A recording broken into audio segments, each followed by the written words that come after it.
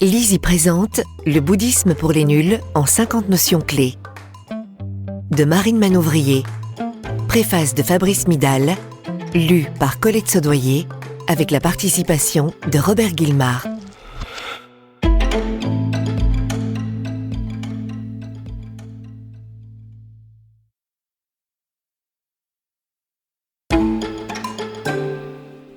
Préface. Comprendre le bouddhisme est une gageure, et ce pour une raison très simple. Cette tradition nous est étrangère. Elle s'est développée dans des langues différentes de la nôtre, le sanskrit, le chinois et les autres langues d'Asie. Traduire les textes de cette tradition, comprendre les principales notions qui en composent l'architecture, est d'une extrême difficulté. Pendant longtemps, le phénomène a été sous-estimé. On a commencé par comprendre le bouddhisme au travers du filtre de la religion chrétienne. Il y avait donc un clergé, des églises, des dogmes, que l'on pouvait comparer à ceux du christianisme.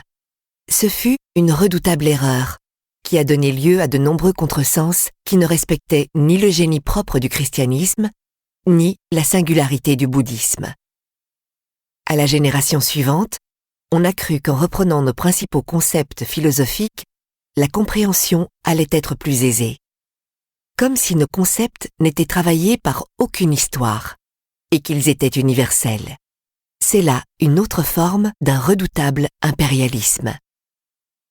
Comme l'explique Denis Girard, lorsque ses amis américains venaient le voir au Japon où il fit ses études, ils lui demandaient parfois, intrigués par son lieu de vie, « Mais où est la table ?» Or, il n'y en a pas. La maison japonaise est construite tout autrement. Pour en comprendre la cohérence, il faut abandonner ses repères. Dans ce livre, Marine Manouvrier fait un travail très important, parce qu'elle accepte la difficulté qu'il y a à comprendre le bouddhisme. Elle ne cherche pas une table là où il n'y en a pas. Du coup, l'écoute de son livre est aussi vivifiante qu'éclairante, et rendra d'immenses services à ceux qui veulent découvrir le bouddhisme. Marine Manouvrier possède deux atouts précieux pour réussir cette tâche. La première, elle a une connaissance très fine des enjeux de la philosophie occidentale. J'ai bien conscience de dire ici quelque chose qui ne peut que surprendre. En quoi la connaissance de la philosophie occidentale est essentielle pour comprendre le bouddhisme? Pour une raison toute simple.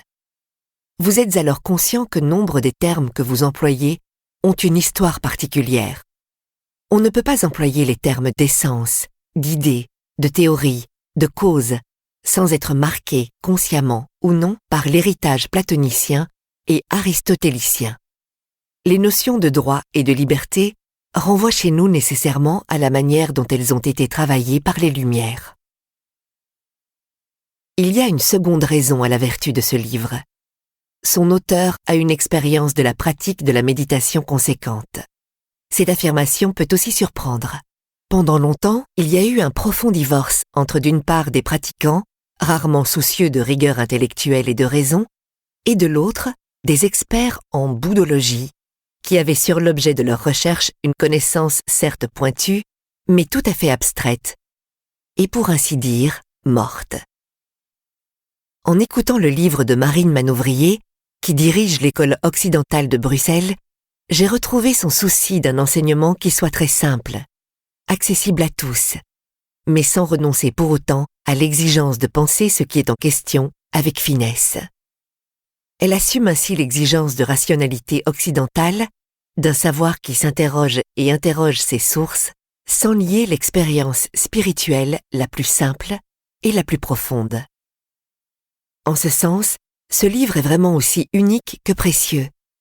Ce n'est pas une introduction de plus, mais un travail pour entrer en intelligence avec la tradition bouddhiste, pleine de merveilles et de questionnements. Fabrice Midal.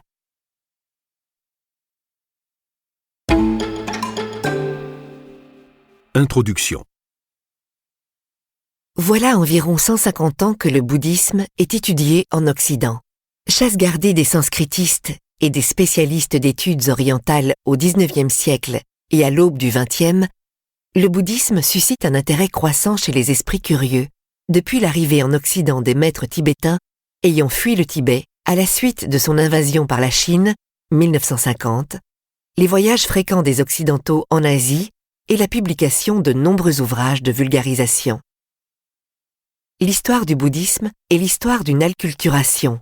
Inde, Chine, Tibet, Asie du Sud-Est, Japon.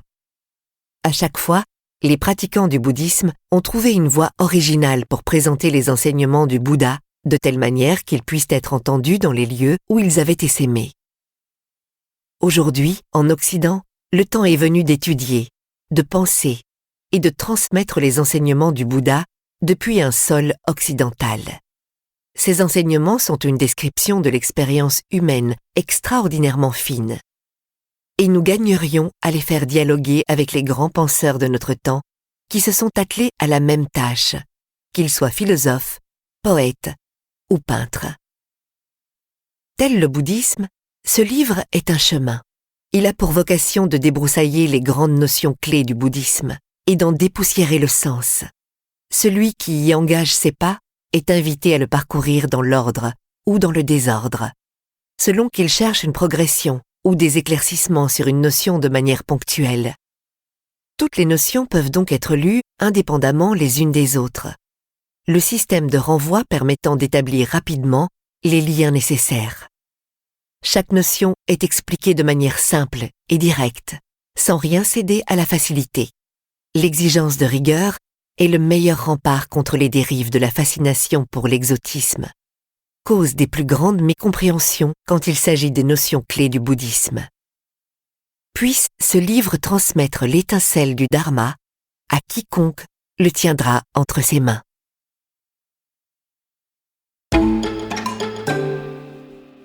Notion 1. Le bouddhisme. Une philosophie? Une religion? Ni l'une ni l'autre? Cette question est la question récurrente quand il s'agit du bouddhisme. Il va pourtant falloir s'en détacher rapidement, si nous voulons comprendre quelque chose à ce qui est nommé bouddhisme. Car cette question nous en éloigne fortement. Voyons pourquoi. Une religion? Si le bouddhisme est régulièrement rangé dans la catégorie des religions, sans doute est-ce parce qu'il contient bien des éléments qui sont habituellement constitutifs d'une religion. Des rites, des monastères, des prescriptions morales. Il en diffère pourtant radicalement, car le bouddhisme est une tradition non théiste. Il ne reconnaît aucun dieu transcendant ou créateur. Cette voie n'a d'ailleurs pas de vocation sotériologique, c'est-à-dire qu'il n'y a ni intercesseur divin, ni salut promis à qui la pratique. Si le Bouddha montre un chemin qui mène à la libération de la souffrance, il revient au pratiquant et à lui seul de l'emprunter. Le Bouddha invite d'ailleurs ceux qui écoutent ses enseignements à les examiner soigneusement avant de les faire leurs, s'ils leur semblent justes et bénéfiques. Une philosophie? Appeler le bouddhisme une philosophie, c'est oublier que la philosophie a un berceau, la Grèce, et un lieu de déploiement, l'Occident. L'exercice philosophique est lié à une histoire particulière que le bouddhisme, né en Inde, ne partage pas. La philosophie donne du sens au monde dans lequel nous vivons en passant par la raison. Elle explique son ordonnancement. Le philosophe assemble ce qui va ensemble, sépare ce qui doit l'être, et ainsi organise le savoir. Cette explication permet à l'homme d'entrer en rapport avec la réalité et ainsi d'habiter le monde qui est le sien. Les bouddhistes partagent bien avec les philosophes le désir d'entrer en relation avec la réalité, mais le chemin qu'ils empruntent pour y arriver est différent. Mais alors, qu'est-ce que le bouddhisme? Pour s'accorder au réel, les pratiquants bouddhistes ne passent pas par la méditation de la pensée.